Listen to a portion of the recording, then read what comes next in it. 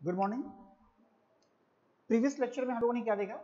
Previous lecture में हम लोगों ने देखा कि ग्रेफाइट का स्ट्रक्चर, ग्रेफाइट का एप्लीकेशन, फ्लोरीन्स का स्ट्रक्चर और फ्लोरीन्स का एप्लीकेशन। तो हम लोगों ने कार्बन के इन दो एलोट्रॉप को स्टडी किया है प्रीवियस लेक्चर्स में। अब इसके बाद हमारा जो अगला फोकस होगा, जो हमारा अगला टॉपिक होगा, वो होगा लिक्विड क्रिस्टल। तो जो नेक्स्ट टॉपिक हम देखने जा रहे हैं, अगला जो टॉपिक हम देखेंगे उसका क्या नाम होगा? उसका नाम होगा लिक्विड क्रिस्टल्स।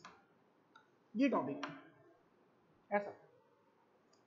लिक्विड क्रिस्टल समझने से पहले कुछ बातें या समझते हैं, जैसे लिक्विड क्रिस्टल किसे कहते हैं, डेफिनेशन क्या होना चाहिए, ये सब बातें देखेंगे। इससे पहले हम ये देखने जा रहे हैं कि वास्तव में किसी भी कोई भी सॉलिड चीज है और या कोई लिक्विड है, तो आप इन दोनों को आइडेंटिफाई कैसे करते हो? सॉलिड एंड लिक्विड को सिंपल वे में आप आइडेंटिफाई कैसे करेंगे?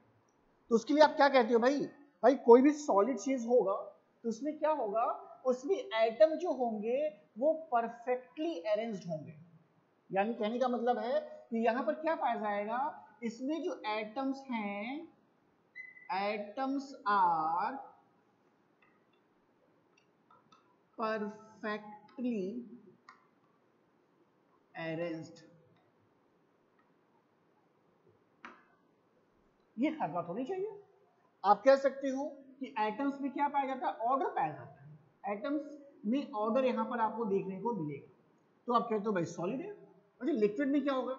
लिक्विड में आप क्या देखते हो कि लिक्विड कैसे पहचाना जाता है? नॉर्मली लिक्विड पहचाना जाता है अपने फ्लोइंग नेचर से, यानी फ्लो करने की टेंडेंसी से पहचाना जाता है। फ्लो करने की टेंडेंसी से आप समझ पाते हो कि आपका ये जो मटेरियल है वो मटेरियल कैसा है, लिक्विड है। ऐसा वास्तव में लिक्विड क्रिस्टल क्या है?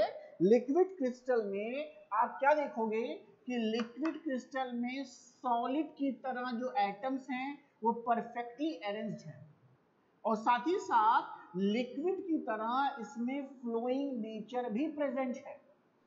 यानी हम क्या कहते हैं, हम कहते हैं कि लिक्विड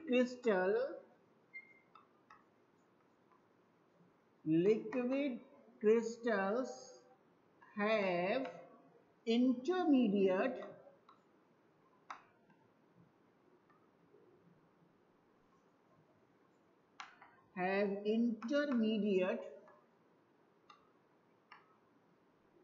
thermodynamics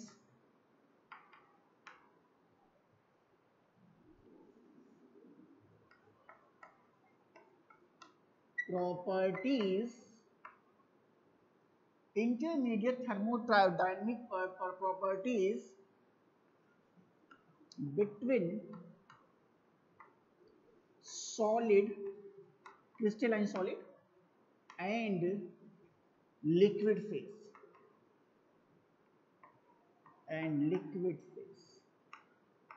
तो कुछ ऐसा क्या है आपका लिक्विड क्रिस्टल है।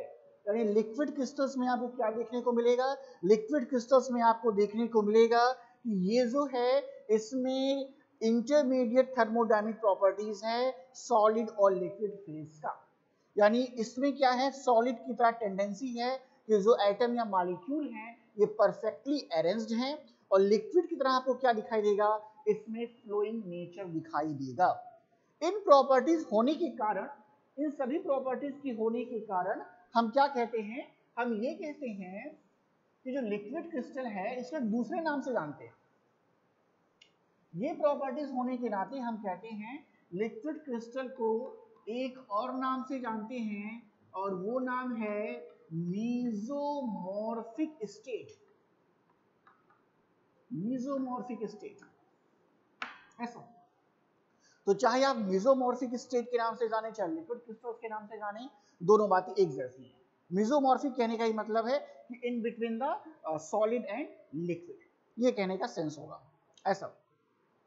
अब लिक्विड क्रिस्टल्स के स्ट्रक्चर्स के बारे में देखते हैं कि कैसे मॉलिक्यूल्स हैं और किस तरह से उनका अरेंजमेंट होगा, ऐसा कुछ देखते हैं। तो अगला जो टॉपिक होगा वो हमारा होगा इसका स्ट्रक्चर। मॉलिक्यूल्स स्ट्रक्चर है, स्ट्रक्चर।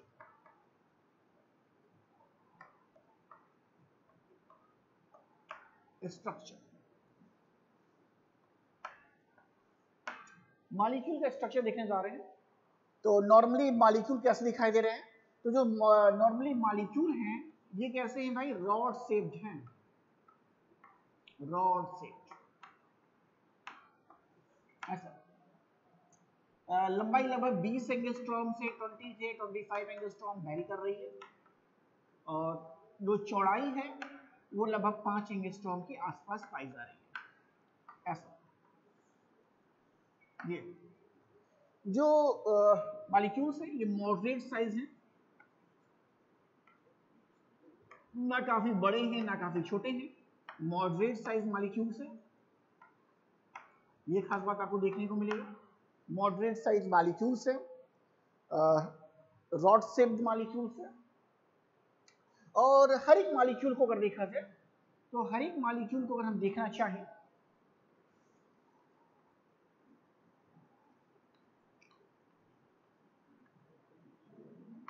हर एक मॉलिक्यूल को अगर आप देखना चाहें तो हर एक मॉलिक्यूल में दो भाग हैं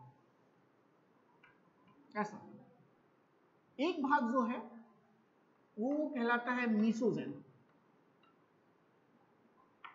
ऐसा, और जो दूसरा भाग है इसका उसको कहते हैं फ्लेक्सिबल पार्ट।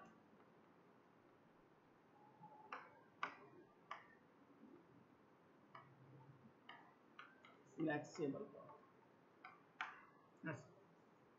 तो चाहे मीसोजेन होगा चाहे फ्लेक्सिबल पार्ट होगा, इसके दो पोर्शन होंगे, तो मीसोजेन एंड फ्लेक्सिबल पार्ट। मीसोजेन इसका फंडामेंटल पार्ट है, और इस मीसोजेन के नाते क्या आ रहा है? इस मीसोजेन के ही नाते आपको दिखाई दे रहा है कि इसमें क्या है? इसमें एटम्स का ऑर्डर पाया जा रहा है, यानी जो ऑर्डर एटम्स में पाया जा रहा है, जो परफेक्शन एटम में पाया जा रहा है, वो इस मीसोजेन के कारण है। और जो फ्लोइंग नेचर आ रहा है, जो फ्लोइंग नेचर आ रहा है वो किसके कारण आ रहा है? इस फ्लेक्सिबल पार्ट के कारण आ रहा है ऐसा। तो देखते हैं कैसा दिखाई देगा। तो बहुत ही आसानी से हम बना सकते हैं। तो अगर एक एटम की बात करें जैसे C4H9,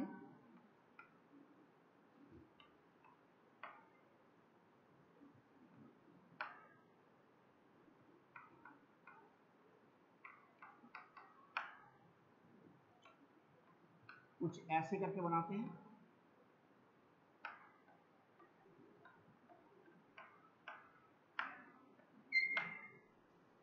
कुछ ऐसा बना सकते हैं इसकी एक मॉलिक्यूल को, या एक और एग्जांपल आपको दिखा देते हैं तो आपको आसानी हो जाएगी।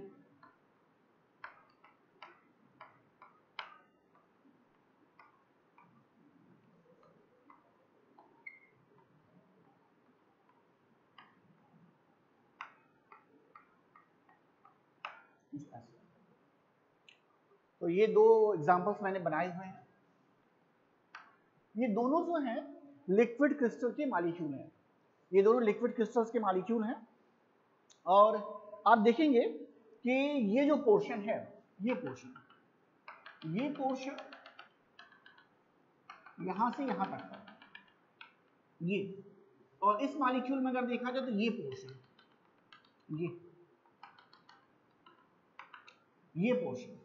ये पोर्शन किस नाम से जाने जाते हैं? यही पोर्शन मीसोजेन है, जिसका बेसिक स्केलेटन है। यानी लिक्विड क्रिस्टल का जो बेसिक स्केलेटन होगा उसी को हम मीसोजेन के नाम से जानेंगे। तो यहां पर आप देखें, यहां पर ये मीसोजेन है, ये जो आप देख रहे हैं ऑर्गेनिक पोर्शन, और यहां पर ये भी आपका क्या है? मीसोजेन के नाम से जाना जाएगा। तो फ्लेक्सिबल पार्ट कहां है भाई? इसका फ्लेक्सिबल पार्ट दिखाई नहीं दे रहा है अभी हमको। एक्चुअली फ्लेक्सिबल पार्ट कहां पर है? फ्लेक्सिबल पार्ट ये है, ये और ये पोर्शन इसका जो है ये फ्लेक्सिबल पार्ट है। यानी इन दोनों पोर्शन को हम किस नाम से जान रहे हैं? इन दोनों पोर्शन को ही हम किस नाम से जान रहे हैं? फ्लेक्सिबल पार्ट के नाम से जान रहे हैं। लेकिन कैसे? अभी तो फ्लेक्सिबिलिटी दिखाई नहीं दे रही है, कैसे फ्लेक्सिबल है भाई ये? देखिए रास्ता, एक्चुअली जो फ्लेक्सिबल पार्ट है उसमें क्या कैपेसिटी है? उसमें ये कैपेसिटी है कि ये इलोंगेट हो सकता है, इसमें इलोंगेशन हो सकता है। कैसे इलोंगेशन होता है इसको जरा ध्यान देते हैं हम लोग हैं।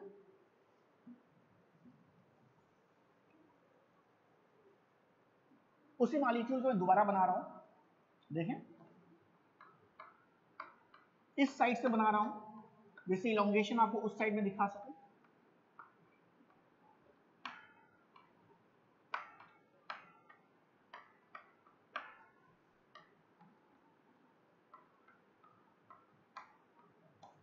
अब देखिए C4 it means carbon carbon carbon carbon ऐसा, और CH3 CH2 CH2 and CH2 ऐसा, ऐसा हो सकता है इस तरीके का। तो अब देखिए क्या हो सकता है।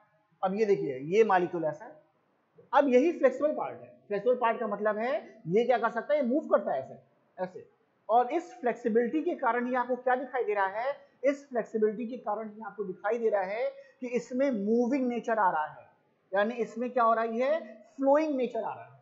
यदि फ्लोइंग नेचर जो आ रहा है वो किसके कारण आ रहा है, इस फ्लेक्सिबल पोर्शन के कारण आ रहा है। मॉलिक्यूल में एक से ज्यादा फ्लेक्सिबल पोर्शन भी हो सकते हैं, हमने जो एग्जांपल लिया है उसमें एक फ्लेक्सिबल पोर्शन लिया है। एक्चुअली नॉर्मल कंडीशन में कैसा दिखाई देता है, नॉर्मल कंडीशन में इसका जो शेप दिखाई देता है वो कैसा दिखाई देता है, वो सिगार का शेप दिखाई देता है, ऐसा सिगार शेप दिखाई देता है। अब सिगार आप कहां देखे होंगे, सिगार आप देखे होंगे कैसे, सिगार का शेप कैसे देखा है आपने, तो सिगार कैसा दिखाई देता है भाई, देखो भाई सिगार कुछ ऐसा दिखाई देता है।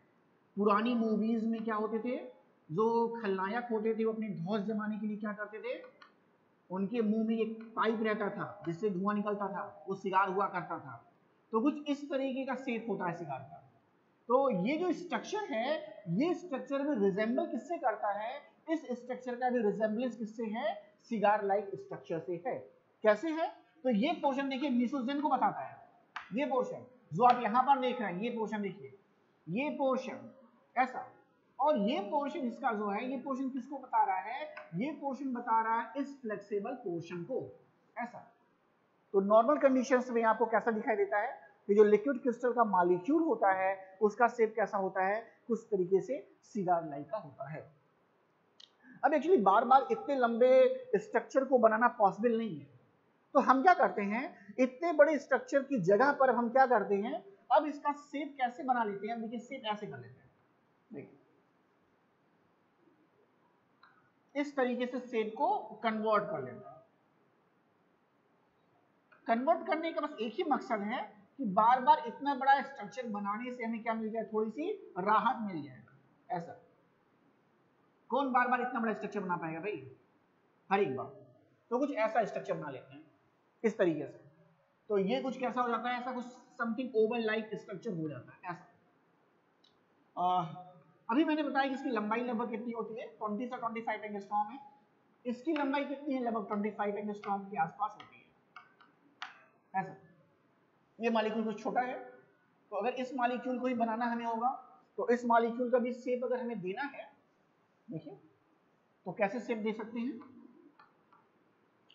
C5H11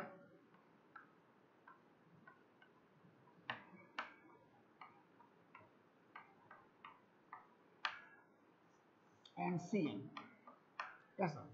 अब इस मॉलिक्यूल का भी शेप अगर हमें देना है तो बहुत ही आसानी से हम क्या कर सकते हैं, इस मॉलिक्यूल को भी शेप के फॉर्म में ऐसे इस फॉर्म में बना सकते हैं। मॉलिक्यूल का साइज छोटी है तो लंबाई भी कुछ कम हो जाती है इसकी, लगभग 20 एंगस्ट्रॉम है, ऐसा। और जो चौड़ाई होती है दिस इज अबाउट 5 एंगस्ट्रॉम, तो 5 एंगस्ट्रॉम के आसपास इसकी चौड़ाई रहती है और 20 एंगस्ट्रॉम के आसपास इसकी क्या है, लंबाई है। तो ये दो मॉलिक्यूल्स हमने एग्जांपल के रूप में लिया है कि ये लिक्विड क्रिस्टल्स के मॉलिक्यूल्स हैं। तो आसान सी बात थी, एक बार रिवाइज करके देख लेते हैं कि इसके स्ट्रक्चर में क्या है। स्ट्रक्चर में खास बात क्या है कि स्ट्रक्चर जो होगा किसी भी मॉलिक्यूल का, ये दो पोर्शन से बना होगा। एक पोर्शन मीसोजन है। मीसोजन जो है फंडामेंटल पार्ट है, मतलब बेसिक पार्ट है इसका। और जो रिजिड पोर्शन है, जो रिजिडिटी है, वो किससे आ रही है? इस मीसोजन से आ रहा है। यानी जो अरेंजमेंट परफेक्ट पाया जा रहा है वो किसके नाते पाया जा रहा है? इस मीसोजन के नाते पाया जा रहा है। दूसरा पोर्शन फ्लेक्सिबल पार्ट है। फ्लेक्सिबल पार्ट क्या कर रहा है? फ्लोइंग नेचर को दे रहा है। यानी जो फ्लोइंग नेचर लिक्विड की जैसे आ रहा है वो किसके कारण आ रहा है? वो इस फ्लेक्सिबल पार्ट के कारण आ रहा है।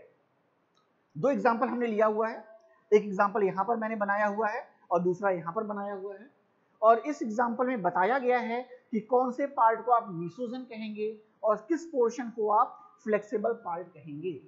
मीसोजन की बात है तो ये जो मीसोजन पोर्शन, इस पोर्शन को कहा जाएगा। जैसे अगर यहां पर देखा जाए तो ये पूरा पोर्शन, ये मीसोजन है। और अगर यहां पर देखा जाए इस मॉलिक्यूल में तो ये पूरा का पूरा पोर्शन क्या है? मीसोजन का है। फ्लेक्सिबल पोर्शन कौन कहलाएगा? तो ये देखिए, ये जो हाइड्रोकार्बन का पोर्शन है, ये हाइड्रोकार्बन, और ये जो हाइड्रोकार्बन का पोर्शन है, ये दोनों जो हाइड्रोकार्बन के पोर्शन हैं ये इसके फ्लेक्सिबल पार्ट को बताते हैं। अब फ्लेक्सिबल पार्ट कैसे है तो मैंने यहां बना के दिखाया आपको। देखिए एक्चुअली C4H9 को आप ऐसे बना सकते हैं। अब जब C4H9 इस फॉर्म में होगा तो देखिए ये इलोंगेटेड फॉर्म में आ गया। और क्या हो सकती है? फ्लेक्सिबल पार्ट है, यानी ये मूव कर सकता है ऐसे। और इस मूवमेंट के कारण ही आपको क्या दिखाई दे रहा है? फ्लेक्सिबिलिटी इसमें दिखाई दे रहा है। जिसके नाते आप कह रहे हो कि भाई लिक्विड क्रिस्टल कैसा है? फ्लोइंग नेचर का है। ओके, तो यहां पर फिर हम लोगों ने क्या किया? इसी तरह से ये जो मॉलिक्यूल है, इस मॉलिक्यूल को हमने क्या किया है? ऐसे रिप्रेजेंट करके आपको दिखाया है कि हम क्या करते हैं, ऐसे एक स्ट्रक्चर रिप्रेजेंट करते हैं और ये मान के चलते हैं कि ऑर्गेनिक पोर्शन इसके अंदर है। एक कैप्सूल की तरह स्ट्रक्चर बना लेते हैं ऐसा। लंबाई और चौड़ाई मैंने बता रखी है, ऐसे यहाँ पर भी लंबाई और चौड़ाई बता रखी है। 25 एंगस्ट्रॉम ये है और जो चौड़ाई है इसकी, दिस इज अबाउट 5 एंगस्ट्रॉम ऐसा। तो ये इसके स्ट्रक्चर्स के बारे में है कि किस तरह का इसको आपको स्ट्रक्चर देखने को मिलेगा। तो लिक्विड क्रिस्टल को हम लोग देख रहे थे। लिक्विड क्रिस्टल्स इंटरमीडिएट फेज है, सॉलिड, क्रिस्टलाइन सॉलिड और नॉर्मल लिक्विड फेज का। दोनों की प्रॉपर्टीज पाई जा रही हैं। दोनों की प्रॉपर्टीज कहने का सेंस है, सॉलिड की तरह क्या है? रिजिड पोर्शन है, और लिक्विड की तरह क्या है? फ्लोइंग नेचर है। और इस फिगर, इस स्ट्रक्चर के माध्यम से ये बताया गया है कि कौन सा पोर्शन जो है ये उसका बिहेवियर सॉलिड की तरह है और किस पोर्शन का बिहेवियर जो है वो लिक्विड की तरह दिखाई देगा। तो ये इसके स्ट्रक्चर के बारे में बातें हैं।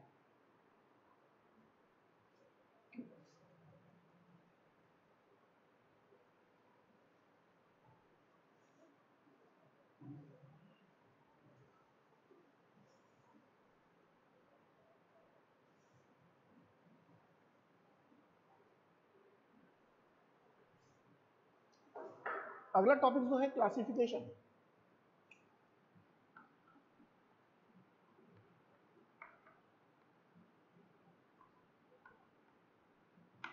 क्लासिफिकेशन ऑफ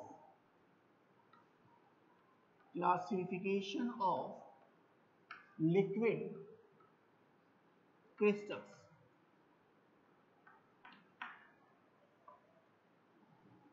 क्लासिफिकेशन देखने की बात है। एक्चुअली लिक्विड क्रिस्टल को हम क्या करते हैं? लिक्विड क्रिस्टल को दो पार्ट में डिवाइड करते हैं ऐसा। कैसे दो पार्ट में? ऐसे लिक्विड क्रिस्टल जिनके ऊपर टेम्परेचर का प्रभाव पड़ता हो, एक ये हो सकता है। और दूसरा लिक्विड क्रिस्टल ऐसा है जिसमें मीसोजन के कंसंट्रेशन का प्रभाव पड़ता हो, यानी उसमें क्या हो? मीसोजन के कंसंट्रेशन का प्रभाव पड़ता हो। मीसोजन कंसंट्रेशन, ये यानी क्लासिफिकेशन किस पर बेस्ड है? क्लासिफिकेशन दो बातों पर बेस्ड है। कौन कौन सी दो बातें पे है? तो पहला टेम्परेचर पर बेस्ड है, यानी हम टेम्परेचर को चेंज करके क्या कर सकते हैं? एक फॉर्म से दूसरे फॉर्म, दूसरे से तीसरे फॉर्म को पा जाएंगे।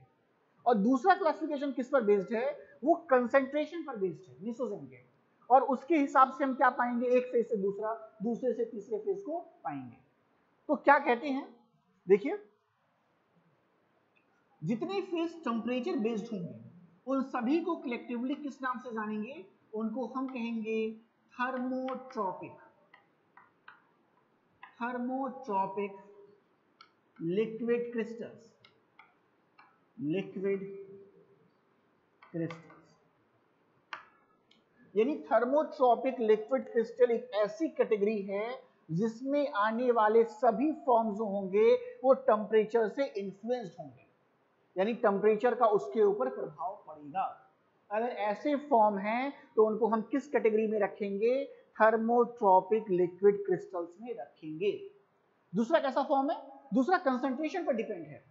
अगर कंसंट्रेशन को चेंज करने पर, मिसोजन के कंसंट्रेशन को चेंज करने पर एक फॉर्म से दूसरा फॉर्म बनता है, दूसरे से तीसरा फॉर्म बनता है, तीसरे से चौथा फॉर्म बनता है, तो वो किस कैटेगरी में रखे जाएंगे? उनको हम कहेंगे लायोट्रॉपिक, लायोट्रॉपिक लिक्विड क्रिस्टल्स। ऐसे तो दो कैटेगरीज हम देख रहे हैं क्लासिफिकेशन में, thermotropic liquid crystal and lyotropic liquid crystal. किस बेसिस पर इसको डिवाइड किया गया है वो मैंने बता रखा है आपको। एक टेम्परेचर के बेसिस पर है जिसे थर्मोट्रॉपिक कहेंगे, दूसरा मिसोजन की कंसंट्रेशन पर है जिसे हम कहेंगे लायोट्रॉपिक लिक्विड क्रिस्टल। यहाँ पर हमारा फोकस किस पर है? यहाँ पर हमारा जो फोकस होगा वो किस पर होगा भाई? थर्मोट्रॉपिक लिक्विड क्रिस्टल पर। यानी हम किसे पढ़ने जा रहे हैं? थर्मोट्रॉपिक लिक्विड क्रिस्टल को पढ़ने जा रहे हैं। अगर थर्मोट्रॉपिक लिक्विड क्रिस्टल की बात किया जाए तो थर्मोट्रॉपिक लिक्विड क्रिस्टल में तीन अलग अलग फॉर्म हैं। कौन कौन से फॉर्म हैं? ये तीनों फॉर्म इंपॉर्टेंट है। तो थर्मोट्रॉपिक लिक्विड क्रिस्टल का जो पहला फॉर्म है उसे हम कहते हैं न्यूमेटिक लिक्विड क्रिस्टल्स। ऐसे न्यूमेटिक लिक्विड क्रिस्टल। तो जो पहला इसका फॉर्म है उसे हम कहेंगे न्यूमेटिक लिक्विड क्रिस्टल। क्या खास बात है? तो ये जो लिक्विड क्रिस्टल है ये सबसे सिंपलेस्ट टाइप का है, सबसे साधारण तरीके का है। This is the simplest type of liquid crystal. पहली खास बात।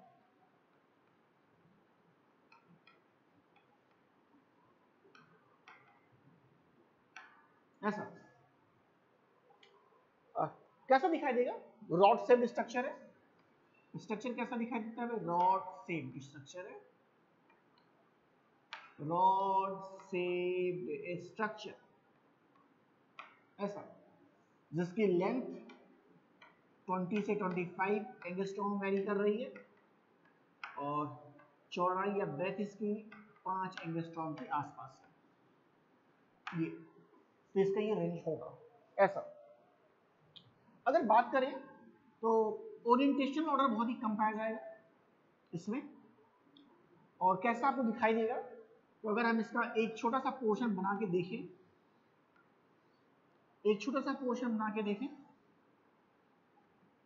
तो मैंने बताया कि मॉलिक्यूल कैसे बनाया जाता है। देखिए मॉलिक्यूल को ऐसे बनाया जा रहा है, देखिए इस शेप में मॉलिक्यूल्स को बनाया जा रहा है ऐसे।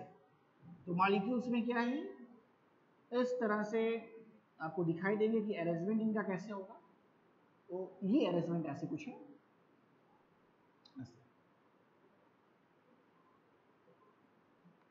तो आप कैसे बनाते हैं मॉलिक्यूल्स को? आप इस तरीके से इसको अरेंज करते हैं ऐसे।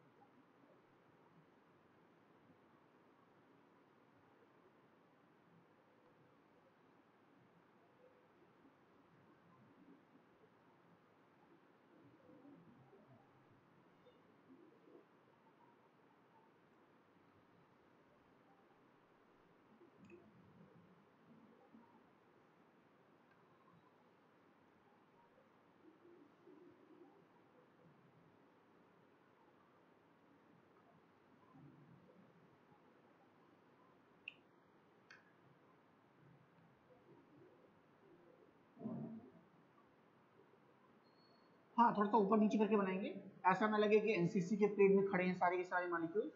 तो बेहतर ढंग से बनाएंगे।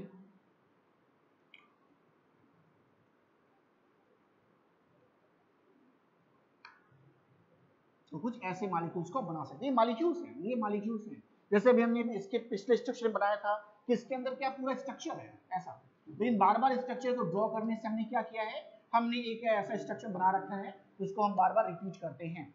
तो कुछ इस तरीके से आपको दिखाई देगा कि रोटेशनल ऑर्डर इसमें बहुत कम पाया जाएगा, रोटेट कर सकते हैं अपनी एक्सिस पर। कुछ ओरिएंटेशन ऑर्डर है, बहुत ज्यादा ओरिएंटेशन की ऑर्डर भी नहीं है। तो सिंपलेस्ट मॉलिक्यूल्स हैं। तो अगर इस तरह का आपको मॉलिक्यूल्स दिखाई दे रहे हैं तो ये मॉलिक्यूल्स की जो कैटेगरी है वो न्यूमेटिक लिक्विड क्रिस्टल्स की है ऐसा। इसकी जो दूसरी कैटेगरी है, दूसरी कैटेगरी इसकी है वो है सिमेट्रिक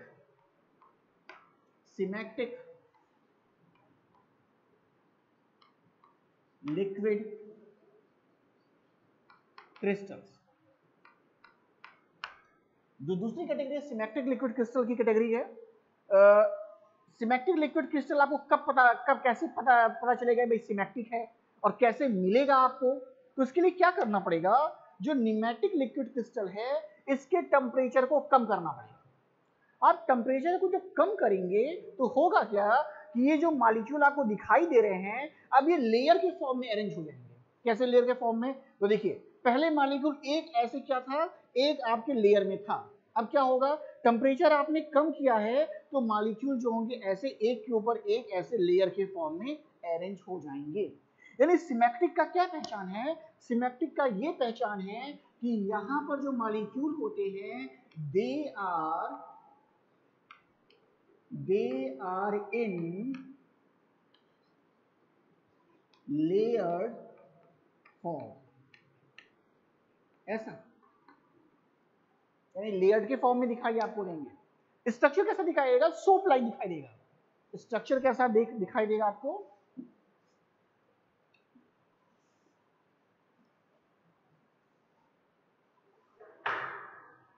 स्ट्रक्चर जो आपको दिखाई देगा वो दिखाई देगा सोप लाइक स्ट्रक्चर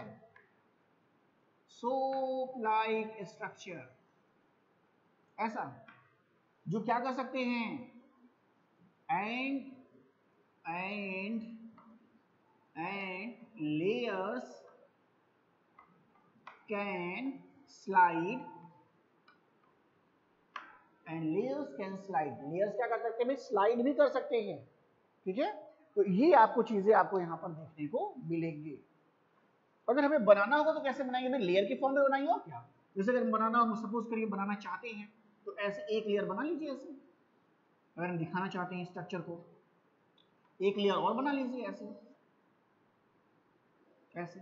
और इस पर क्या करिए, फिर से आप जो मॉलिक्यूल्स हैं उनको अरेंज कर लीजिए। तो मॉलिक्यूल्स को इस पर अरेंज करके दिखा दीजिए। तो मॉलिक्यूल्स को अगर आप अरेंज करेंगे तो कैसे दिखाई देंगे भाई, ऐसे। ये मॉलिक्यूल्स,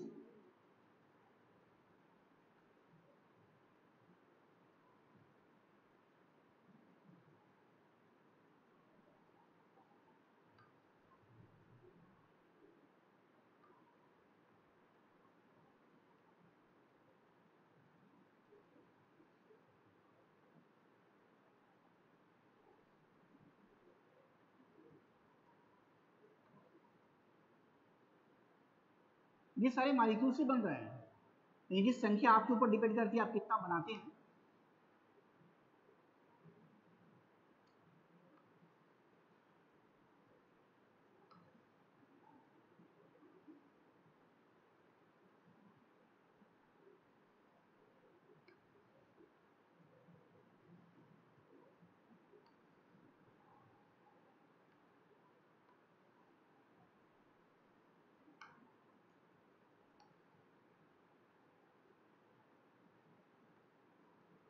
आप इसका नेम भी कर सकते हैं, नेमिंग कर सकते हैं। ये क्या है, this is the two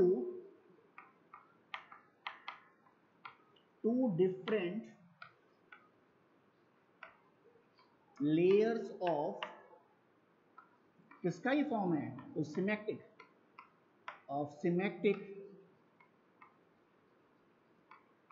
liquid crystal.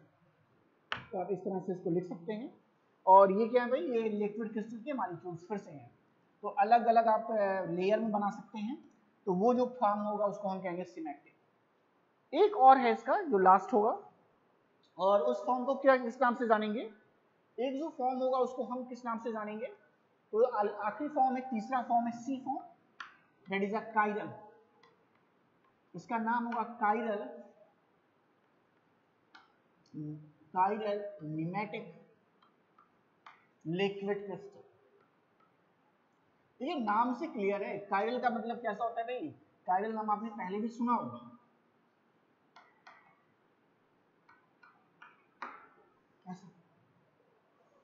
Chiral twisted, आप ट्विस्टेड फॉर्म में आप देखेंगे, this is a twisted form. Structure cholesterol से रिजेंबल करता है, तो कहीं कहीं आपको मिलेगा कोलेस्टेरिक फॉर्म भी आपको देखने को मिलेगा। तो इस फॉर्म को हम अगले टर्म में पढ़ेंगे और एक बार दोबारा रिवाइज कर लेंगे, न्यूमेटिक फेज क्या है, सिमेट्रिक फेज क्या है and chiral pneumatic liquid phase क्या है। तो जब अगले टर्म में हम मिलेंगे तो दोबारा इसकी क्लासिफिकेशन को एक बार फिर से चेक करेंगे, देखेंगे और भी जानकारियाँ इसमें इंक्लूड करेंगे और इस पोर्शन को कंप्लीट करेंगे। ओके।